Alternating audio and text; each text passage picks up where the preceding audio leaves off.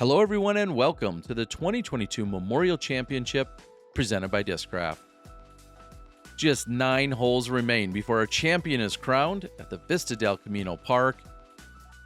I'm giving you guys the action. Big shout out to all of the incredible camera crew and guys I had running around capturing it. Thank you to Gary to the O for all of the edits and all of my co-commentators, along with my friend sitting next to me right now. That's no one. Hole 10, 651 feet. This hole gently bends from left to right throughout the duration. That right-hand side features an OB sidewalk and an errant shot on the left. And possibly find a different sidewalk and or the water. There's a mandatory here on this tree, so they must navigate to the right of it. You throw 2 shots that are just like that, and you're going to be on the putting green. Turns over a little bit, flirts with the OB, and just barely skips back. That had some pretty serious distance to it.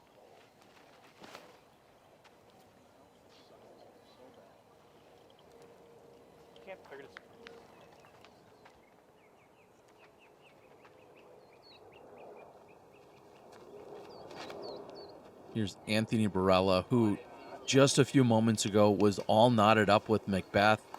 They were both at 36 under. AB went on to take the double bogey on 9, and McBeth picked up the birdie. So just like that, a 3-stroke difference between first and second. Hamas and Gossage still chasing. Good.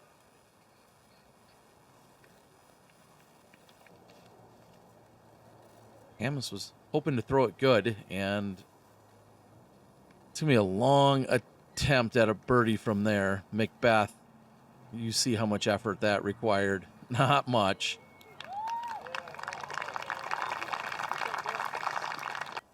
Trying to make easy work here of hole number 10. And if you don't have a forehand, this hole is exponentially more difficult, as opposed to what you're seeing from Paul and Anthony here.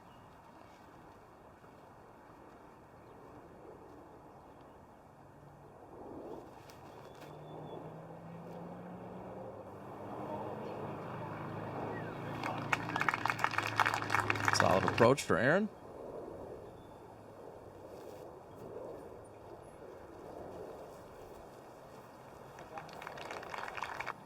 And hole 10 plays as the 3rd easiest hole on the course. It averaged 3.46.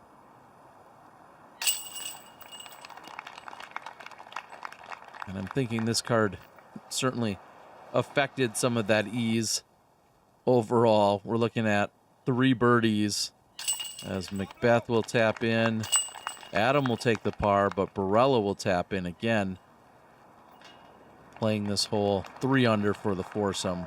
We're at the farthest spot out on the course. They're going to walk a few hundred feet and turn around and come back the opposite direction. That's for hole number 11, 759 feet. Usually you see a low line drive that lands right about here. You have a mandatory on the left side, and then of course the sidewalk on the left, as well as the upper sidewalks, road, parking lot, whatever it is on that right side, also out of bounds. Oh boy, get down. Paul wants it to get down. He knows if this leaks too far left, I could easily find the sidewalk. But he's got plenty of room to spare.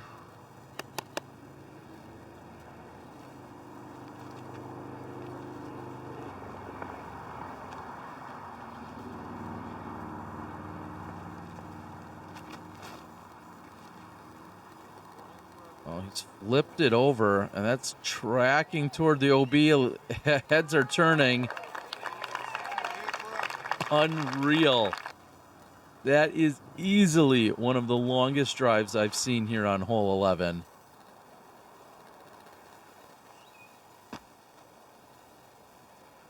And AB, like we saw from McBeth, not necessarily going for the longest possible drive, They're really just playing for the position and making sure that that checks up and stays in bounds. I feel like you don't gain a lot by getting extra distance necessarily on this hole. It's all about just setting yourself up for that second shot. And I'm going to count that as a tree save for Adam Hammis. That was definitely tracking out of bounds.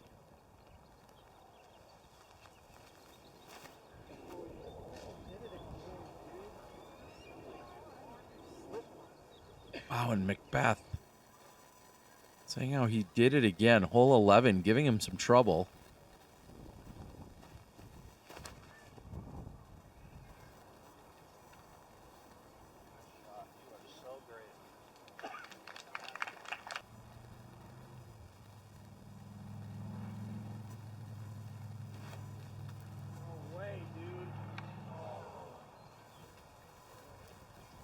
Wow, and AB missing the Mando. The Mando these guys are trying to throw around and are concerned about. Aaron is all the way up here.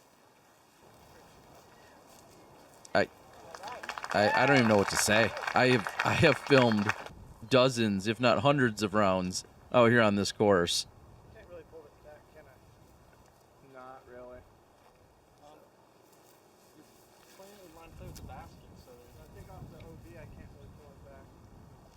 It's not off my meter, is it? You can go to like here. Yeah, I did that. Is that how it works? Yeah. It's not to the Mando anymore, it's to the pin. From the pin, I think it's your meter and then pull back. It's a poorly worded rule in my opinion, so I don't know. But I would give you. You don't have to play to the Mando. It's straight on the pin for that rule. Yeah. Gripping T will definitely help. Yeah, it will. So it sounds like a conversation. Like, I'll admit I couldn't fully hear all of it, but it sounds like a conversation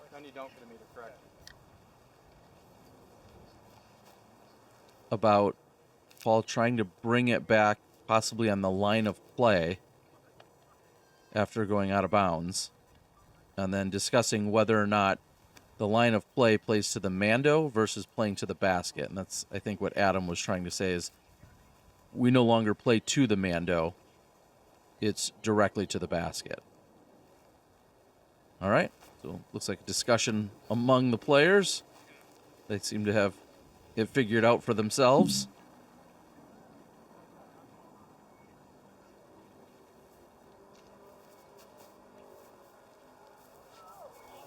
And McBeth knew it right out of his hands. That was not his best attempt. Meanwhile, this is Adam for birdie. Drop in there.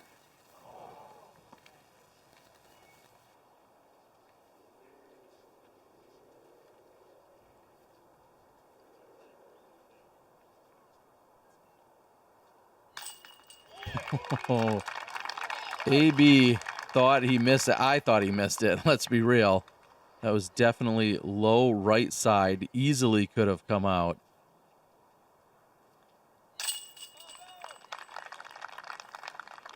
So a little volatility here. McBeth was at 36 going into hole 9. He picks up the birdie on 9 and 10 and then turns around and erases them with a double bogey here. But Anthony also had his struggles since then. He took the double on hole number 9, picked up the birdie on 10, but then takes a bogey here. I can't even keep it straight. Holy cow, we're moving over to hole number 12, 377 feet. Thanks to the drone previews brought to us by Zach. That's all I can say.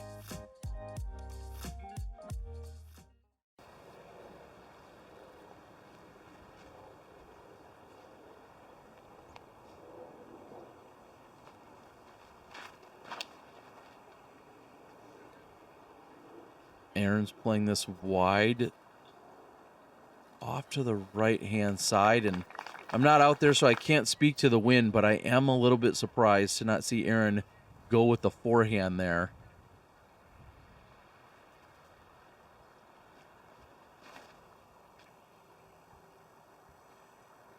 And if that stalls too much, that's not going to get onto the platform. Unbelievable. That is going to be short by inches. Hit up there or no? And he asked if it had hit up there. And from what we could see there, it did not look like it came in bounds at any point. And if that's the case, he'll be playing from just in front of the tee or throwing from the tee again, one of the two.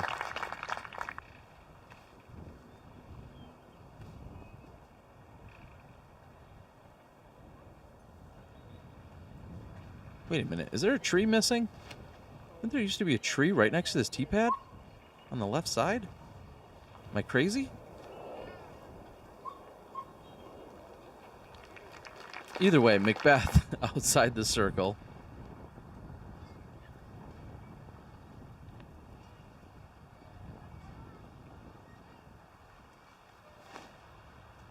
Yeah! Let's go, dude. Go better.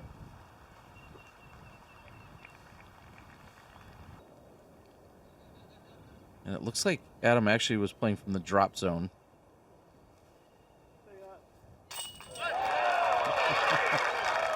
With body English, McBeth gets it to fall. The long putt from outside the circle.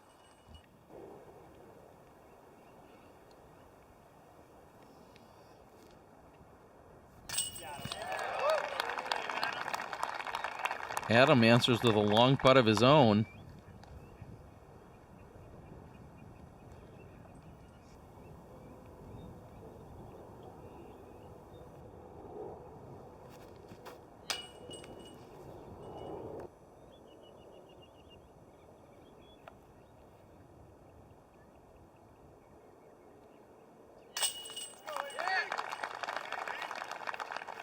Barela to move to 35.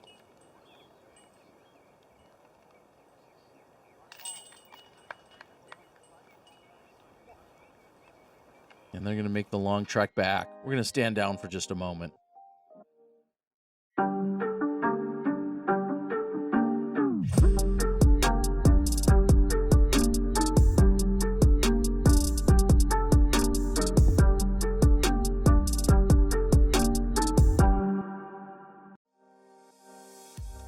We're here for hole number 13, 405 feet. Plenty of danger here as we fly over one of the short pins. OB, of course, on this right-hand side. There's also a mandatory on the left side, so you can't push up the left side and play anything that really swings from left to right. Trying to keep everyone away from the sidewalk.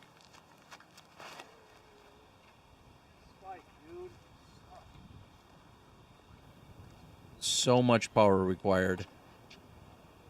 And that checks up just short of the sidewalk, so AB will be at least pin high.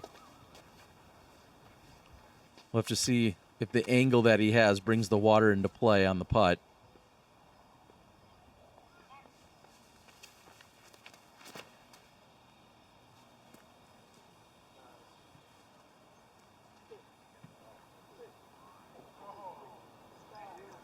And a similar result for McBeth. McBeth maybe a few steps closer.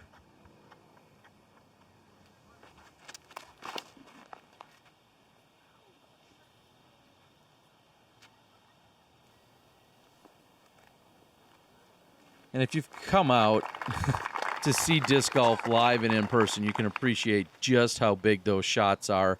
Looks like we've got a really good gallery. I'm going to go ahead and right now just commend everyone. It seems like everyone is polite, courteous, taking in the action.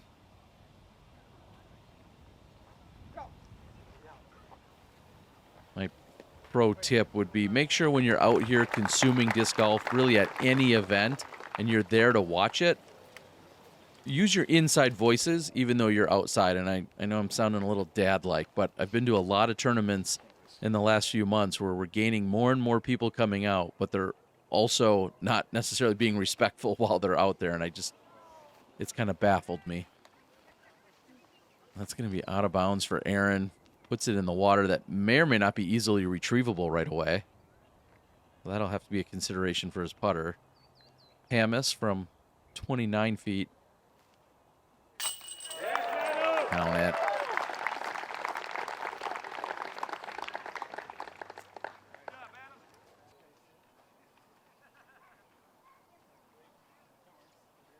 Anytime you go out of bounds, you can either throw from where you previously were, or you can bring it back inbounds up to 1 meter. And that's exactly what we see from Aaron. Those are the, I'll say, standard rules or the default rules. Sometimes, if you go out of bounds, they actually mandate you go directly to a drop zone of sorts.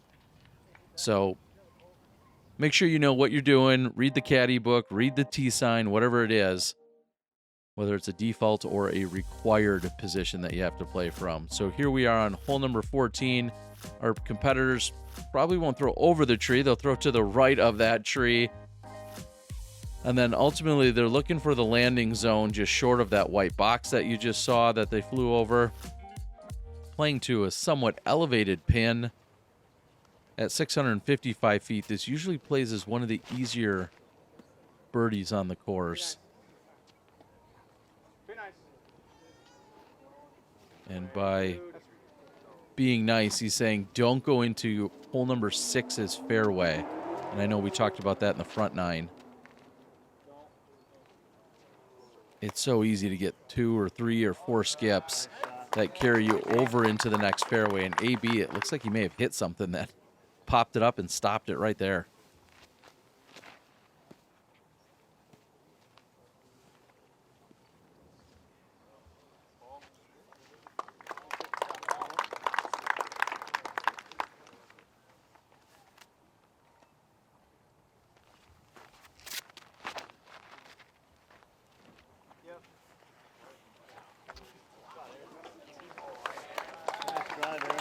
Again, great positioning there for Aaron.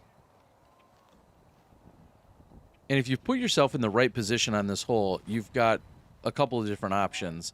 You see the line drive here with the mid-range. I believe this is a rock. With the line drive straight at it approach. Or if you wanted to hang it out to the left and then play either the Anheuser or more commonly a forehand, that's also an option. So you've got choices here. That's light for McBeth. He still sits with the 2-stroke advantage over Barela.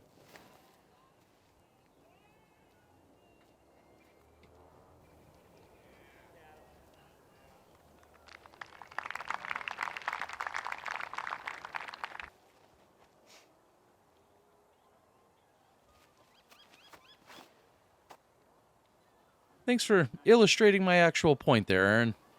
Thinking I was going to leave myself out on an island of not so bright thoughts. But yeah, you see that he had the option. Clearly sticks the landing. McBeth has 38 feet.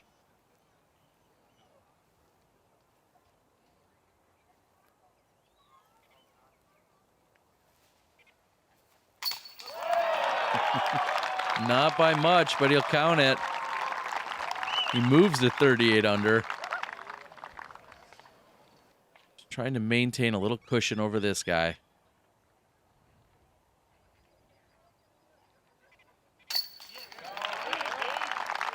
AB answers.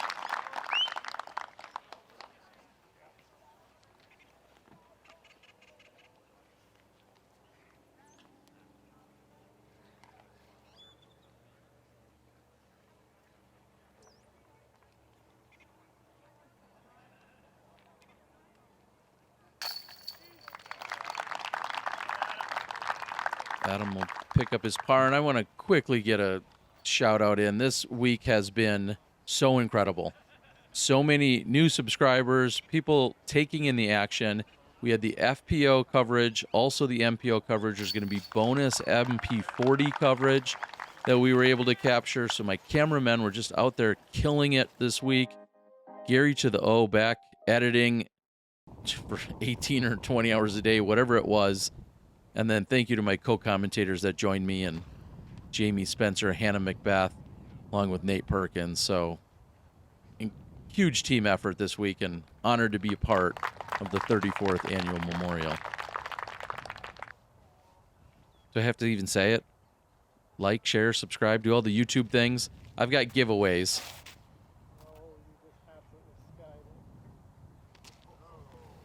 That one maybe a little light, but to me that looks like a good shot for McBeth.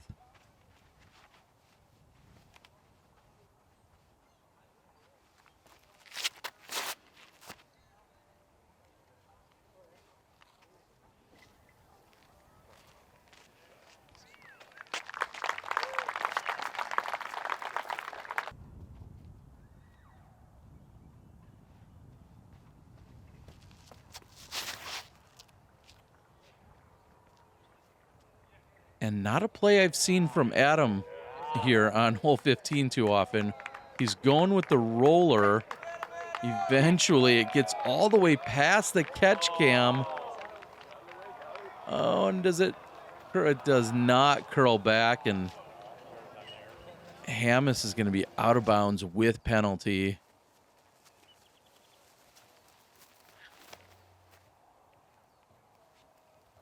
We say it all the time. There's essentially just one tree to beat when you're coming in from that direction. Yeah, that's it. That is absolutely it. That prevents him from being within 20 feet or so.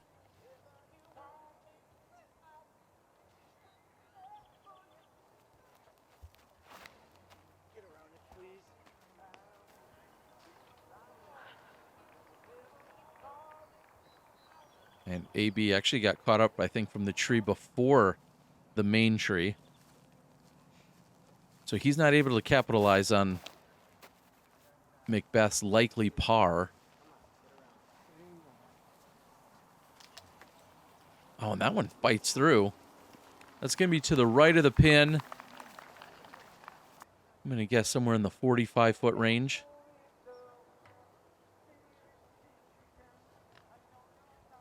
And if you're wondering what in the world is a mandatory for, this is the exact reason. He has to go to the right of that tree that's marked because the course designers, the tournament staff, they don't want him throwing out over the sidewalk, which on a regular day might just have patrons walking on it. So they're trying to prevent people from throwing out over a sidewalk. And AB, huge jumper, almost connects.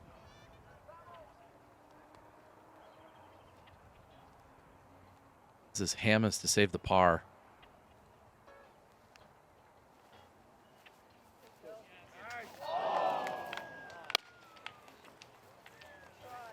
Understandably, he wanted to run it down.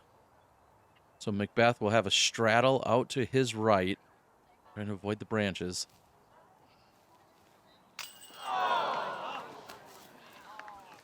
He tickles the chains, so assuming AB converts, it will likely remain a two-stroke difference.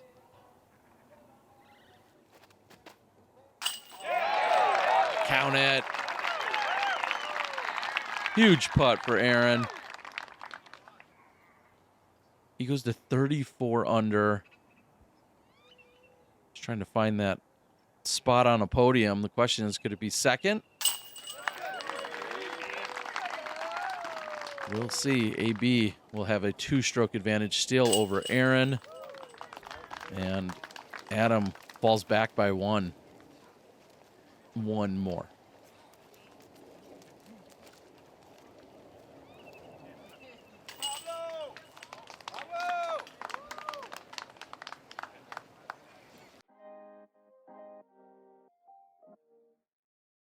Hey, what's up, Plastic Addicts? This is Johnny here. I'm the owner of Plastic Addicts Disc Golf Supplies, the largest vendor in the state of Illinois, over 10,000 items in stock, available both in the store and on our website. We're offering a code for a discount for everyone watching the Memorial coverage. It's Memorial10. Get you 10% off anything on the website, and we always offer free shipping on any orders of $70 or more. So check us out at plasticaddicts.net.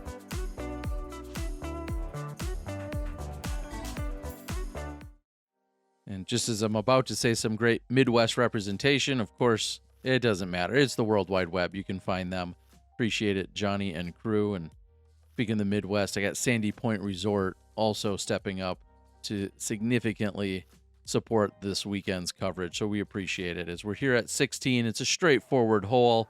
The biggest concern is finding the OB on the left side. If something gets a little squirrely off the hill, it can very easily kick up and roll out of bounds. And a month ago at the Shelley Sharp Memorial, that would have certainly caught edge and rolled over the sidewalk. I think that did it. I think he did it 2 or 3 times, in fact. AB having the worst of luck on 16. See if McBeth can get it to nestle.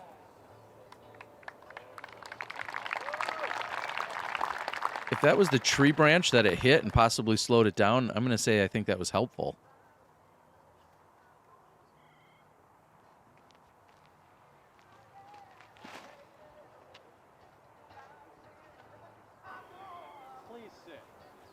You hear him asking for it to sit, and that's exactly, and that is the concern. And, well, similar result. You see all 3 of them within 10 or 12 feet of each other.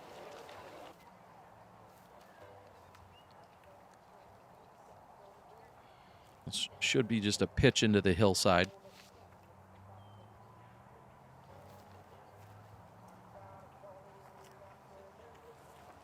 A little bit light.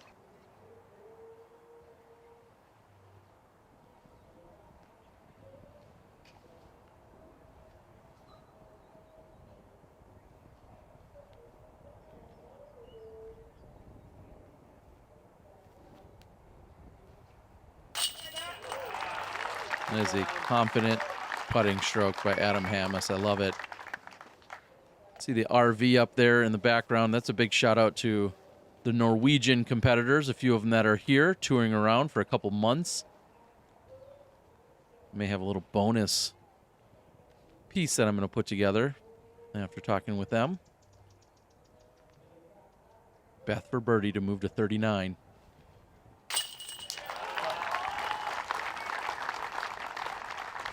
Advantage, McBeth. Anthony's going to need to answer.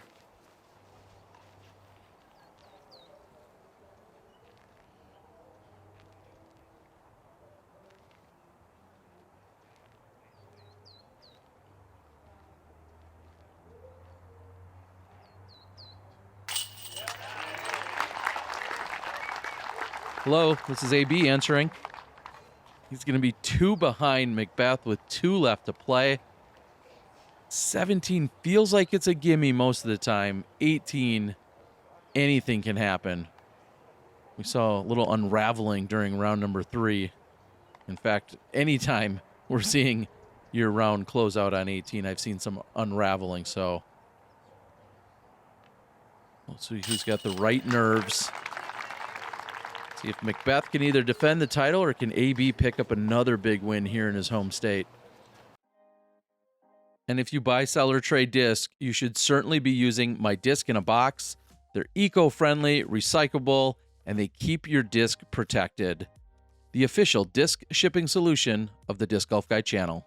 Available from the Disc Golf Guy. Reach out, I'll set you up with a set. Hole 17, 243 feet. Very simple shot if you've got a forehand. But just like on the previous hole, you need it to sit down.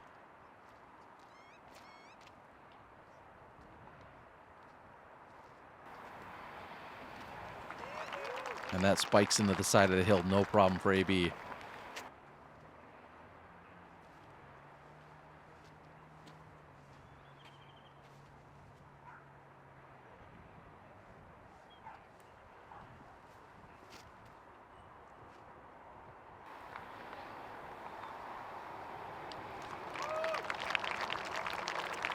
McBeth closer than Anthony. That looks like a gimme birdie from there. This is a little bit wider for Adam. But it sits.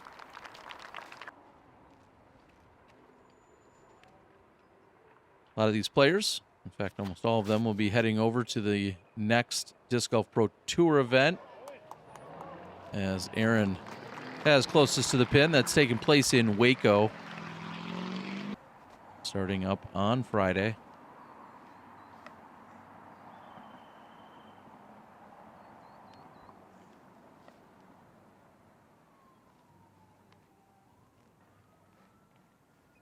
This is to move Hamas to 33 under. Oh my God.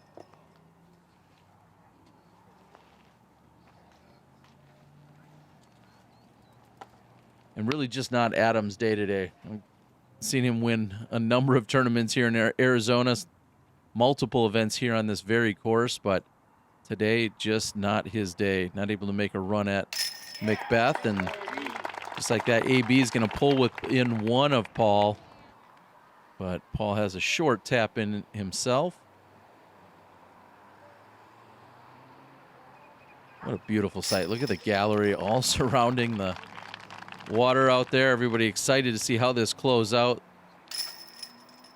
Once it does, many of us will head over to Duke's Sports Bar and Grill right there off of the Fairway of One.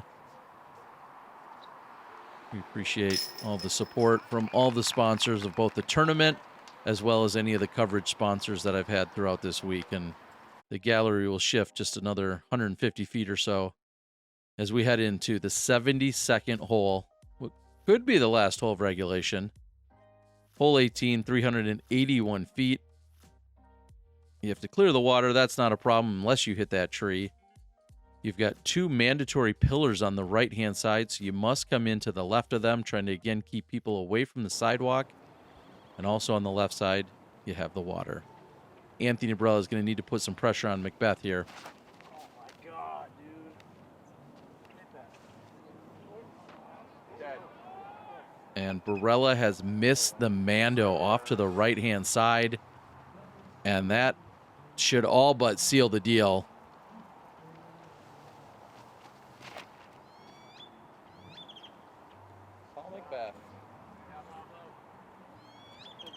And just a routine toss for McBeth. Doesn't need to do anything fancy. Doesn't need to give up any more strokes, but he's likely, even with a layup, would pick up a stroke on Anthony.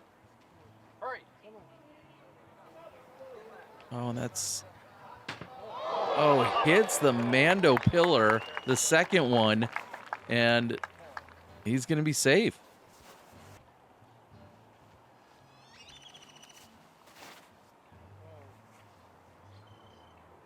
Not a common play here. You just don't see the forehand that often, and Adam says it perfectly. What a day. You know, he's got plenty of grit and resolve. He'll be back at the next event contending.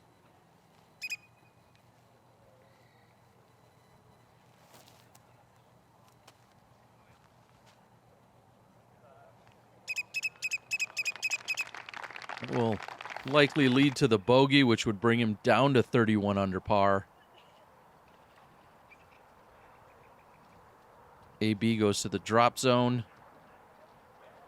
And at that point, AB is just essentially looking to secure his second place. He doesn't need to do anything fancy. He doesn't need to run it. Not going to do him any good. He's just looking to secure that second place finish.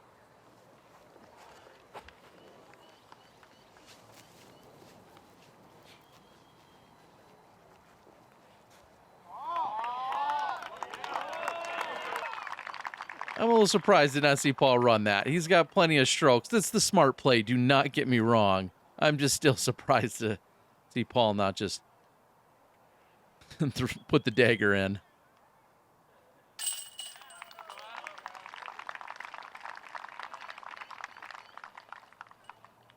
Hamas will finish at 31 under. AB will be your runner-up. Taps in for the bogey. And we'll give the honors to Paul McBeth. This, I believe, is his 7th memorial that he is taking down. Congratulations to Paul. Again, congratulations truly to all of the winners in all of the divisions. A long weekend of golf, of disc golf coverage.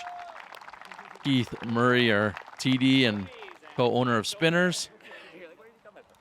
your 2022 Memorial Champion, and back-to-back, Paul McBeth.